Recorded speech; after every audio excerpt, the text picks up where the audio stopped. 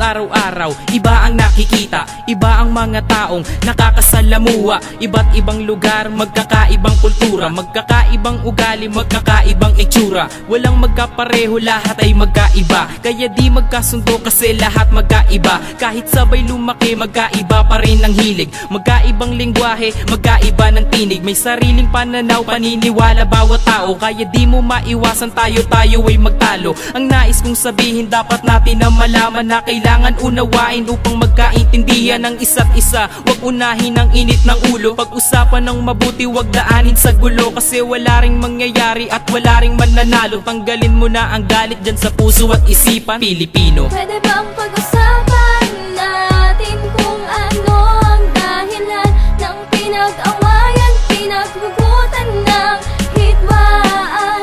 Yan ang mahirap, oo lang ng oo, kahit di naintindihan ng dalawang panig na di malaman kung anong pinag-awayan. Sige halika, gusto mo ng away, di ka uurungan at handa kang sabayan. Haha, ganyan ako dati, ngunit di na ngayon. Iwas na sa gulo, di na pinapairal lang init ng ulo at mature na mag-isip. Ayoko tumanda ng paurong, nagbabago na ako habang meron pang panahon. Dahil alam ko na, di habang boy ako ay bata, darating din yung araw na ako'y magkakaedad at tatanda na may pinagkatandaan. Hindi katulad ng iba dyan na may edad na, ngunit ang isip pa rin pambata. Ayoko tumulad sa mga taong ganyan na mag-isip na uugod-ugod na, away pa rin ang hilig. Dahil lahat ng bagay nadadaan yan sa usapan, at di rin lahat ng bagay ay dapat pag-awayan. May panahon pa para lahat tayo'y magbago, Pilipino. Pwede bang pag-usapan natin kung ano ang dahilan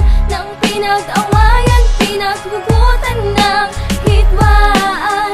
Yan ang mahirap, oo lang ng oo, kahit di naintindihan ng dalawang panig na di malaman kung anong pinaglalaan. Ang hirap kasi palaging oo lang ng oo, kahit di naunawaan kaya nagkakagulo. Kasalanan ng iba ay palaging binibilang para may maisumbat kapag sila'y nagkagalitan. Pero kung una pa lang ay sinabi na agad, di na hinipon ng puot, di okay ang lahat. Ang babaw ng pinagmulan, ang lalim ng katapusan. Di na sana lumaki ang butas na nasimulan. Pangunawa lang naman ang lubos na kailangan. Kung may galit pag-usapan, wag nang magkailangan. Wag na tayong sumabay sa digmaan sa basilan. Magkaisa Pinoy, ikalat ang kapayapaan. Hindi sagot ang pera, ang gera.